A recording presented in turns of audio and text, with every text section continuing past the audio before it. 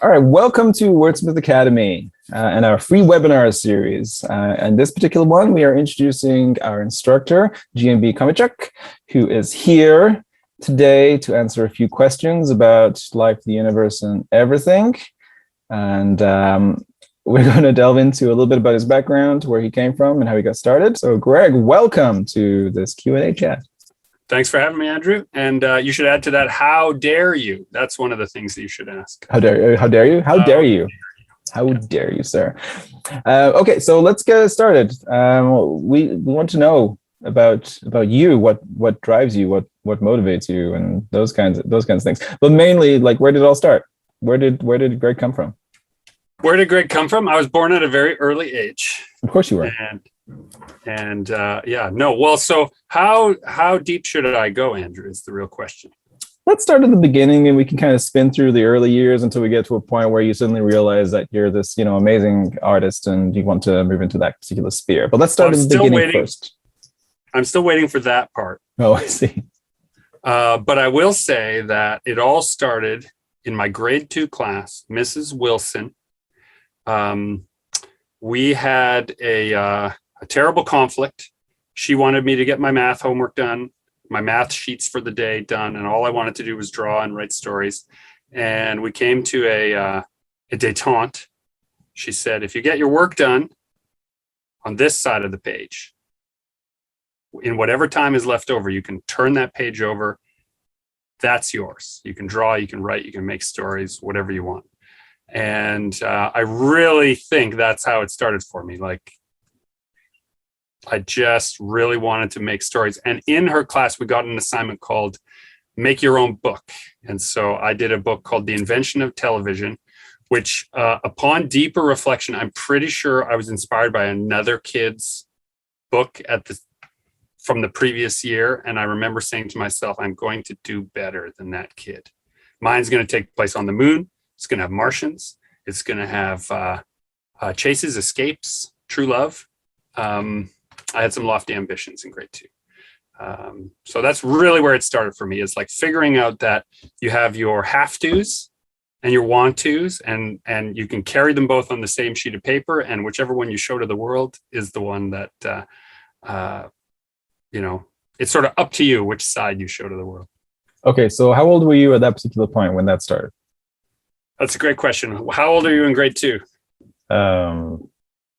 8. However old that is how old I was. Okay, I think it's 8. Yeah. My mother was had a rule in our house. If you can read it, then you can read it. And that got me into a lot of trouble with my school librarians, because I can remember very clearly in grade 5, in Miss Stanger's class, another great supporter of my writing, lo those many years. I was reading a dog-eared copy of Cujo, and the school librarian took great umbrage with this and took the book away from me.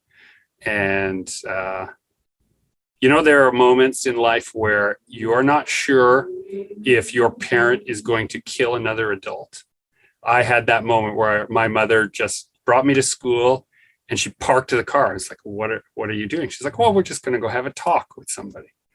And I can remember my mother giving that librarian a dressing down about like what literature is, what reading is, what exploration is, how stories unlock them. And I'm just like this terrified kid in the hallway being like, oh my God, should I be embarrassed or should I be like cheering? And so I think that really set a trajectory for me to bend a lot of rules and to read outside of my comfort zone and to read outside of other people's comfort zone and to make books that put people outside of their comfort zone and to just, if you can read it, you can read it. So that's where I'm at. Okay. You might not understand it always, but if you can read it, you should read it. Well, I can see how that grade 5 experience has informed the kind of things that you write these days. I think so. Yeah, that explains a lot about you. Yeah, I mean, we do big things like we do small things, right? So it's all connected. It's true. It's no doubt. So, did you get jumping ahead, did you get formal training as a writer or as an artist? Were you self-taught? Like, where did your skill set come from, or how did it develop? Well, it's funny. I want you to qualify what counts as formal training. Did you go to school for an arts degree or something to that effect? So yes, sort of. So as interesting. Oh man, how much do I want to unpack here on your All of it. getting to know you? Everything. So I think important to point out at this stage. At the time, I was a teenager and then becoming a young man. There were no jobs in the arts. There was no understanding that you could write stories and make comics and do those things as a job, at least not as my parents understood them. They thought, oh, you draw, you should be an architect. They thought, oh, you write, maybe you should be a lawyer. And then, you know, you like talking in front of people, you should do. They were trying to find like tangential expressions. And they're like, you can do all your creative stuff all you want. You don't need anyone's permission for that. But, you know, you should probably have a job, you know, your meaningful struggle should also put things on the table. And so we often didn't see eye to eye. I went to university the first time, and as long as we're unpacking the whole thing, my first run at university, I found all my first and second year classes to be utterly boring, just so boring. So I didn't go to any of them. I decided that what I would do is I would sit on third and fourth year classes, whether I was invited or not. And usually all I had to do to say to the professor, like, hey, I'm just interested, so I'm here. And in those days, they were like, wow, an interested person, you're welcome here. And so I went to university every day for a couple of years before I was finally asked by the university to never come back. And there's a lot of misadventures there, but I ended up with 2 degrees from that same university later. So that's hilarious. That's for another interview. My wife is quick to point out that they sent me, that same university that asked me to leave and never come back, many years later sent me a letter saying they were proud to have me as an alumni and thanked me for all the efforts I made on behalf of, you know, the arts community. So again, it's 2 sides of that piece of paper, right? On one side of it, it's all the stuff you're supposed to do. On the other side of it is everything you want to do, but you can carry them both along with you. Is what I think. Did that duality continue on in your life, or is that kind of the last instance of that where that occurred, or is it just is it an ethos that you kind of carry forward into your professional career and your personal life? This is a good question. This is a plumb the depths. You told me we wouldn't plumb. I know. I said we weren't going to, and then I did. Here we are. Sorry. Yeah. Yes, I think the ethos of like an inside outside approach to writing, to art, to career, to business is definitely informs what I do. If we want to talk about, you know, comics and writing in particular, I am what's called a hybrid. I publish traditionally with a number of different publishers, but I also publish convention exclusive material. The only place to get it is from me. In the literati circles, they call that self-publishing. In comics, they call that making comics. So you need to have both of those sides in order to make it work. It's good to have your stuff in bookstores, but it's also good to have a living wage. And the truth is, if you are doing only one of those 2 things, I find it's very difficult to have that living wage. That makes all the sense in the world. I am currently discovering that. So that's interesting that that duality does factor in. Yeah, in everything. It really does. So I guess probably a much broader question, but what is it that you consider it is that you currently do, I suppose? I love the way that there was such apprehension. Is like, what do you do? What do you really do? I consider it in the following way: sort of 3 tripods on the great alien machine: writing, illustration, and graphic novels are sort of the 3 things that I stand on. I write for some illustrators, I illustrate for some writers, and I write and illustrate my own graphic novels and work fairly regularly.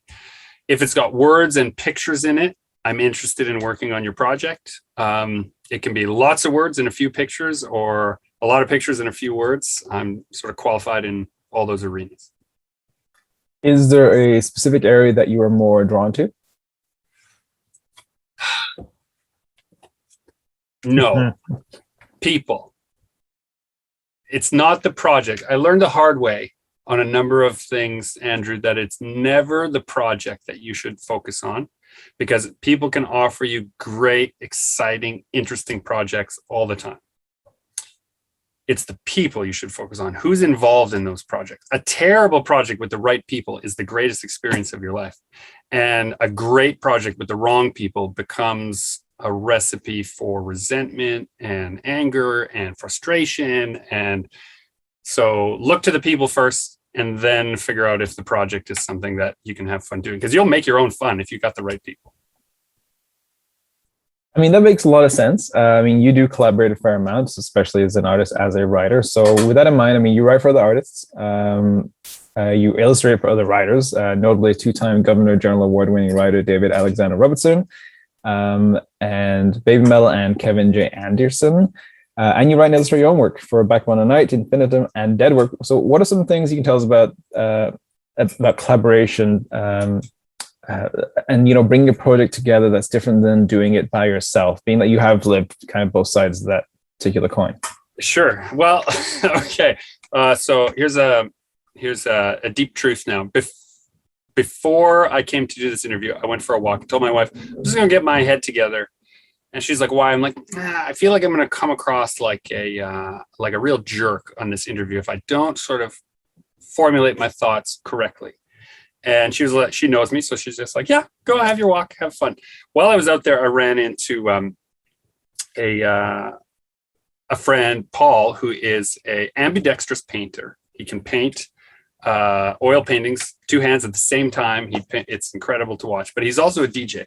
And he was like, hey, what are you doing? What's going on? And I skipped all the small talk and I said, well, I'm going to give this interview and I don't want to come across like an asshole. He's like, why? I said, well, people approach comics as if they're somehow lesser, and they approach collaboration in comics as if other people are subservient to them. And I need to like kind of slap that idea out of people's mouths without coming across too adversarially.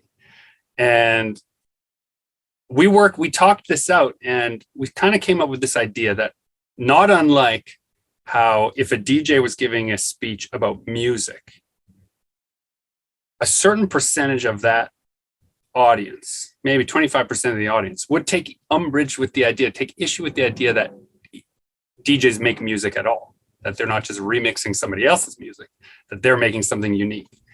And that's the essence of collaboration, really, is finding two records that have their own melodies, beats, complications, rhythms, and then playing them at the same time, and it makes something completely new and unique. And the right collaboration feels like that. It feels like two records, you know, two tastes that taste great together. And working with David was very different than working with Kevin. Working with Kevin is very different than working with, say, Justin Curry of Chasing Artwork. Very different than working with Sean and Rachel on This Place. But what all those collaborations have in common for me as an illustrator is that those writers were willing to say, my idea is present, even when you take parts of it away. And that's your job as the illustrator, is to remove. Every time you present an image, it's going to remove a word I need to say. Every time you present a visual representation of a concept, then I can actually remove that passage from the book itself because you already did it. And so the script is always a map to get the first set of images down. And then a good collaborator in comics or visual storytelling in general will look at that set of images and say, what do I now see in it? What am I inspired to say because of it? What layer am I going to add to it? And that juxtaposition between those two things makes this third idea. And that's really the magic of comics. Even though people think of comics as, just 4-color fantasies, it's a medium like anything else. It's just words and pictures. And so much of our world is soaked in that medium right now. Instagram is comics. Facebook, it's comics. It's words and pictures in various varieties, tells you a story in a linear fashion. Right. And so people are actually more aware of what comics are, then they know. And the semiotic language of comics and the deep understanding of image and word, it's baked into our modern culture in a way that people forget. And I love reminding them and when we collaborate. That was a long-winded answer to probably a fairly simple question. But you did it without sounding like a jerk, so I mean that's a win. Like, so okay. Yeah, I mean you were getting close to the border, but then you just veered away. Close to the jerk face. Yeah, it was Okay. good. You did Yeah. a good job. Yeah. So with collaboration, Comics are art too. no, I don't think anybody thinks that comics are not hard. Oh, there are people, Really? and I have met them. Met them. I talk to a lot of people, a lot of authors who are always like, I have this story and I think it'd make a great comic book, but I can't draw. I don't know what to do. And then I was like, well, you just got to hire an artist and work with an artist and collaborate with an artist. And, no, don't just hire an artist. No, just hire an artist. It's the simplest. It's not. No, don't just hire an artist. I impress upon your viewers and your listeners here, Andrew, that making work like this is very intimate if it's going to go well. And you can't just hire an artist. You can hire people for intimacy, but then they leave and you don't see them again. But in comics, in a creative endeavor, you must return and return and return and be more and more vulnerable each time. What you're looking for is a collaborator whom you're going to properly remunerate for their efforts. But if you cannot find a way to play both records at the same time and hear something new, they aren't right for you. And I think a big problem in the industry right now is a lot of writers are just like, oh, I'll just hire someone and tell them what to do. Well, that's not making comics. That is some other tangential Marvel method where the corporation is in charge and the artist is just a cog. If that's what you're interested in doing, there are plenty of companies that can hire you, and I say go do it. But if you want to make something important, then you should find a person who understands what you can't put on the page with a word, and they'll put it there with a picture. So where do you start then? If you are a writer who has a piece of work that they think would make a great comic book, like what's the starting point? Oh, that's the most delicious thing. The starting point is right here. You have a little notebook. You should definitely collage Jack Kirby art onto it, as I have done. That's a great place to start. But the next thing you do, if you're a writer and you're wanting to work with an artist and you haven't found that artist, is you take a good look at your story and you tell yourself, you pick a page number. So like, we'll just play a mental game right now. Most comics are 22 pages if you're talking about floppies, right? Just a single issue of a comic. Start small. Can I tell my story in 22 pages? Most authors will say impossible. I don't know how I would do that, but this is how you would do that. You would go through your, say it's a short story or a novella or a novel, and you would recognize that any character in your story, when presented visually, can only perform one verb per character per panel. And so good writing is rewriting, and you have a lot of taken out to do before it can be a comic. One verb per character per panel. If you take the average short story, you're 4 pages in and you're 100 pages deep in a comic. It does not work. It's not a one-for-one translation any more than comics are a one-for-one translation to film. It is not the same. What you're trying to do is you're trying to say, what are the essential elements that I'm going to remove as a writer and turn into instructions for the illustrator so that they will feel what I'm trying to make them feel and express that in illustration. What can I take out? And so you can go through your story and really simply, you carve all the dialogue out, right? Make it a separate, just go through and this is really, really basic, but a good first place to start. Take your Word document, go through it, find all your dialogue, separate it out into new page breaks. Anywhere someone's talking, make it a page break. Because anytime there's an exchange between people, you probably got a whole page of comics right there. It's a lot in comics to exchange dialogue. You have a lot of storytelling to do. And so then in a lot of prose writing, not all of it, but in a lot of it, much of the plot and exposition is delivered in the dialogue if it's well done. And so then you go through all the parts that are not in those page breaks and you say, okay, what of this can be direction for the artist? What can they put in the background? What is the foreground, midground, and background of each panel? That's where this stuff goes.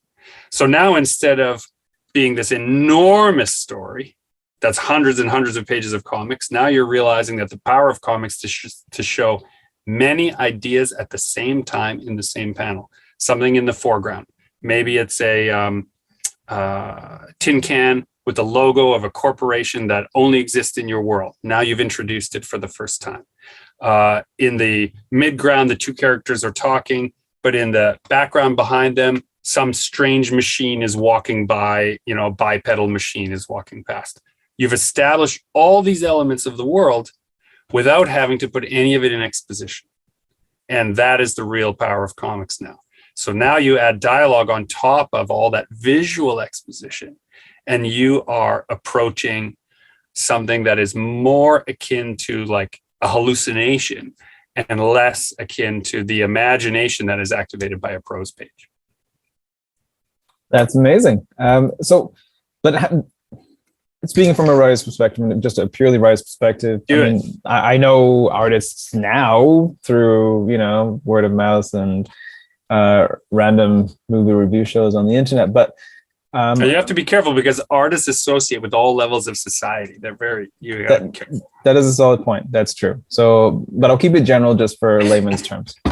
If you are a writer and you want to find a comic book artist, where do you even start looking? How do you find those people? What's the network connections to make that beautiful synergetic connection that you're talking about? That's closer to a intimate relationship or a dating scenario than it is to anything else. Yeah, like you should definitely keep it profesh. I say it's intimate because you're sharing your creative endeavor, and that's very personal usually. No, I heard a lot of sexy talk. That's what I'm getting out of this so far. No sexy talk. It just excellent, exquisite prose. The best place to start is to ask yourself, well, actually, I'll back up. If you want simply an artist who will do what they are told, some people do want that. That is allowed. It's not what I do, but there are plenty of people out there who do it. Then look for people who already have a lot of comics pages published through the big two, Marvel, DC, or through Dark Horse or Image. There's a lot of people who are happy to do work for hire. They're happy to take a script, interpret it the best they can, deliver it on time, and do what is, frankly, exquisite work.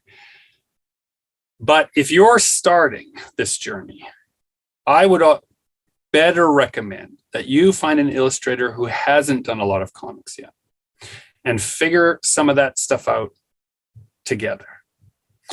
Because the all-important page rate will begin to loom over you. If you're dealing with comics professionals, they will need a page rate. They must have a page rate. They are professionals. They have to be paid every day that they work. And many people who are starting out just simply cannot afford, from $100 to $500 a page to illustrate a 100-page book. That's just not where they're at. So if you're starting out, what you want to find is an illustrator who is interested in making comics, who is interested in applying their illustrating talents to something. Get a very short excerpt, something that translates into 6 to 12 pages of comics, find that illustrator, and learn the language of comics together. Because everyone will tell you there are rules in comics. There are no rules in comics. Don't listen to anyone who tells you there are rules. There is simply the reader's relationship to the words and pictures on the page. Clarity will be your touchstone, but not always. You can obfuscate all kinds of things. And if you're experimenting with a short work, everyone can volunteer their time. Everyone can volunteer their expertise. Everyone can work together and cut that first single and see if they work well together. And you're not embarking on some giant epic. Don't do that. That is a recipe for disaster, sadness, and many, many angry emails. Solid advice. To wrap up this kind of portion of the Q&A, is there any advice you would give to anybody who is interested in a career that is kind of like yours, that is a bit of a hybrid combination. So if somebody has a talent for storytelling, but also has an artistic flair, like what kind of advice would you give to that specific kind of person? The very simple first advice I would say is keep a journal or sketchbook. And that seems like probably less profound than you were hoping. But what you do in that is every day you practice keeping to a schedule of putting something creative down at the same time every day for the same amount of time every day. This is an essential skill, like running a marathon. There will be times when you don't feel like it, but you'll have built up the ability to do it. And that is the difference between making a living and just making some art. If what you want to do is be able to make a living, keep a collection of your ideas. One of my practices, Andrew, is that I keep a sketchbook. And then when it's full, which is about every month or so, I then take a new sketchbook and I take all my favorite drawings, ideas, snippets of dialogue, phrases, just dross. I don't know what any of it's for, but it's just there in the pan, pulled out of the river. I take my favorite parts and I put it in the new sketchbook first for the first couple of pages. And in that moment, things will live or die and be worth bringing forward. And then what you're practicing is ideas that you want to continue with, but you don't know what they're for yet, which is a really important part of this business, because at some point, by hook or by crook, you're going to be in a room where you've pitched an idea. And that producer, that publisher, that PR person, that agent is going to say, no, but what else you got? And that's when you're going to have a whole bunch of ideas that you've been bringing forward along with you every month or every couple of months that you've been refining and thinking about it. And in that moment, you'll be able to pitch some of those ideas. And in my case, those are usually the ones that people take. The one I thought is the genius idea, no, pass. What else you got is usually something from my collection of ideas that have been fighting a gladiator style battle to be in the pages of the new book every month. That's perfect advice. And it's not, I know you kind of downplay it as being a simple thing, but I give the exact same advice every time someone says, what's one piece of advice you can give for a new writer? I'm like, write, keep writing. You need to keep writing. And I'll say this with all earnestness, even one word is progress. Absolutely.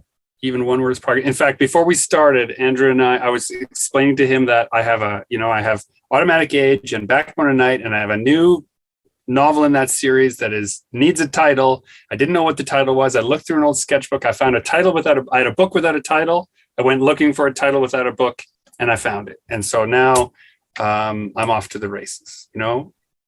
Keep that hard work of your thoughts close by so that when they run out on today, you can use yesterday's ideas. Perfect. Well, thank you, Greg. This has been really great. We did plumb some depths that we did not intend on plumbing, but they were plumbed nevertheless. Greg, thank you so much for lending your time. Yeah, my pleasure. This was a great conversation. I enjoyed it.